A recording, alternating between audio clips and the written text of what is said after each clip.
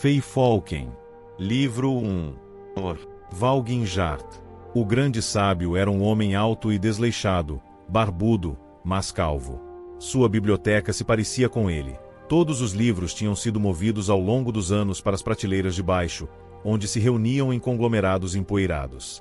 Ele usou vários dos livros em sua palestra atual, explicando aos seus alunos, Taksin e Volguldak, como a Guilda dos Magos foi fundada por Vanus Galerion. Eles tinham muitas perguntas sobre os primórdios de Galerion na Ordem Psijic e como o estudo da magia ali diferia da Guilda dos Magos. Era, e é, um modo de vida muito estruturado, explicou o grande sábio. Bastante elitista, na verdade.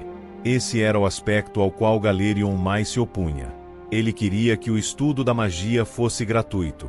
Bem, não exatamente gratuito, mas pelo menos disponível a todos que pudessem pagar. Ao fazer isso, ele mudou o curso da vida em Tamriel. Ele codificou as práticas e rituais usados por todos os modernos fabricantes de poções, itens e feitiços. Não foi, grande sábio? Perguntou Von Guldak. Isso foi só parte disso. A magia como a conhecemos hoje vem de Vanus Galerion.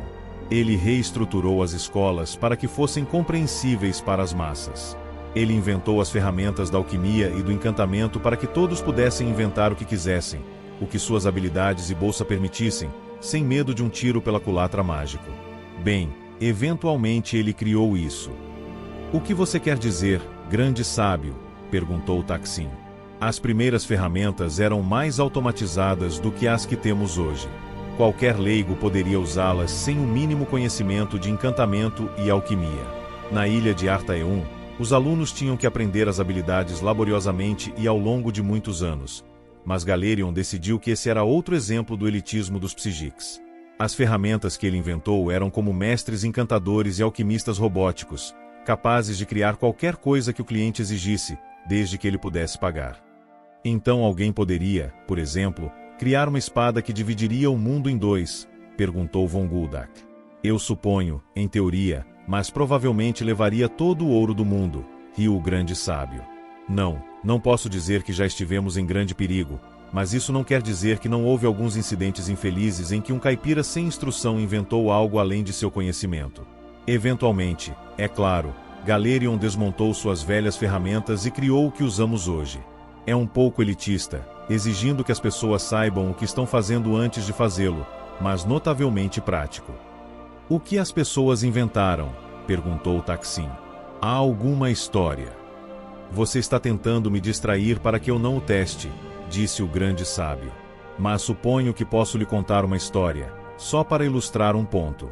Este conto em particular se passa na cidade de Alinor, na costa oeste da ilha Somurset, e diz respeito a um escriba chamado Taurbad.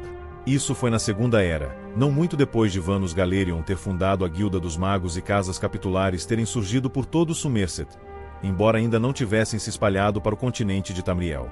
Por 5 anos, este escriba, Taurbad, conduziu toda a sua correspondência com o mundo exterior por meio de seu mensageiro, Gorgos.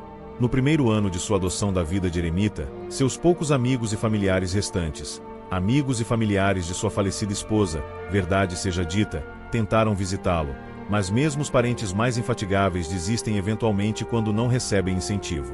Ninguém tinha um bom motivo para manter contato com Taurbad Uzik. Com o tempo, muito poucos tentaram. Sua cunhada lhe enviava cartas ocasionais com notícias de pessoas das quais ele mal conseguia se lembrar.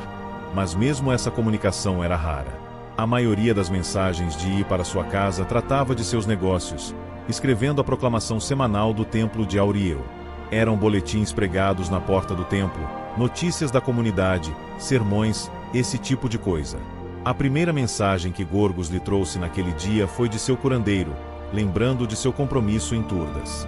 Taurbad levou um tempo para escrever sua resposta, sombrio e afirmativo. Ele tinha peste carmesim, da qual estava sendo tratado com despesas consideráveis. Você tem que lembrar que esses eram os dias antes da escola de restauração se tornar tão especializada. Era uma doença terrível e havia tirado sua caixa vocal. Era por isso que ele só se comunicava por script. A próxima mensagem foi de Alfiers, o secretário da igreja, tão curto e nocivo como sempre. Taurbad, em anexo estão o sermão de Sundas, o calendário de eventos da próxima semana e os obituários. Tente animá-los um pouco. não ficou feliz com sua última tentativa. Taurbad tinha assumido o trabalho de montar o boletim antes de Alfier se juntar ao templo, então sua única imagem mental dela era puramente teórica e tinha evoluído ao longo do tempo. A princípio, ele pensou em Alfiers como uma gorda feia coberta de verrugas.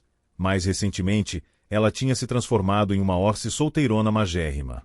Claro, era possível que sua clarividência fosse precisa e ela tivesse apenas perdido o peso. Não importava a aparência de Alfiers, sua atitude em relação a Taurbad era de desdém claro e inabalável. Ela odiava seu senso de humor, sempre encontrava os menores erros de ortografia e considerava sua estrutura e caligrafia o pior tipo de trabalho amador. Felizmente, trabalhar para um templo era o próximo emprego mais seguro depois de trabalhar para o bom rei de Alinor. Não rendia muito dinheiro, mas suas despesas eram mínimas. A verdade era que ele não precisava mais fazer isso. Ele tinha uma fortuna guardada, mas não tinha mais nada para ocupar seus dias. E a verdade era que, tendo pouco mais para ocupar seu tempo e pensamentos, o boletim era muito importante para ele. Gorgos, tendo entregue todas as mensagens, começou a limpar e, enquanto fazia, contou a Taurbad todas as notícias da cidade. O garoto sempre fazia isso, e Taurbad raramente lhe dava atenção, mas dessa vez ele tinha um relatório interessante. A Guilda dos Magos tinha chegado a Alinor. Enquanto Taurbad ouvia atentamente, Gorgos contou a ele tudo sobre a guilda, o notável arquimago e as incríveis ferramentas de alquimia e encantamento. Finalmente, quando o rapaz terminou, Taurbad rabiscou uma nota rápida e entregou-a e uma pena a Gorgos. A nota dizia: "Faça com que eles encantem esta pena." "Vai ser caro", disse Gorgos. Taurbad deu a Gorgos uma boa parte das milhares de peças de ouro que ele havia economizado ao longo dos anos e o mandou embora. Agora, Taurbad decidiu, ele finalmente teria a habilidade de impressionar Alfiers e trazer glória ao templo de Auriel. Pelo que ouvi da história, Gorgos pensou em pegar o ouro e deixar Alinor, mas ele passou a se importar com o pobre e velho Taurbad. E mais ainda, ele odiava Alfiers, que ele tinha que ver todo dia para conseguir suas mensagens para seu mestre. Talvez não tenha sido pelas melhores motivações, mas Gorgos decidiu ir até a guilda e encantar a pena. A Guilda dos Magos não era, especialmente não era, uma instituição elitista, como eu disse, mas quando o mensageiro entrou e pediu para usar o Itemaquer, ele foi recebido com alguma suspeita. Quando ele mostrou a bolsa de ouro, a atitude derreteu, e ele foi conduzido para dentro da sala. Agora, eu não vi nenhuma das ferramentas de encantamento antigas, então você deve usar sua imaginação. Havia um grande prisma para o item ser vinculado com magica, certamente, e uma variedade de gemas de alma e globos de energias presas. Fora isso, não posso ter certeza de como parecia ou como funcionava. Por causa de todo o ouro que ele deu à guilda, Gorgos podia infundir a pena com a alma de maior preço disponível, que era algo daédrico chamado Feyfolken. O iniciado na guilda, sendo ignorante como a maioria dos membros da guilda naquela época, não sabia muito sobre o espírito, exceto que ele estava cheio de energia. Quando Gorgos saiu da sala, a pena estava encantada até o limite e mais um pouco. Ela estava virtualmente tremendo de poder. Claro, foi quando Taurbad usou isso que ficou claro o quanto ele estava perdido. "E agora", disse o grande sábio, "é hora do seu teste." "Mas o que aconteceu?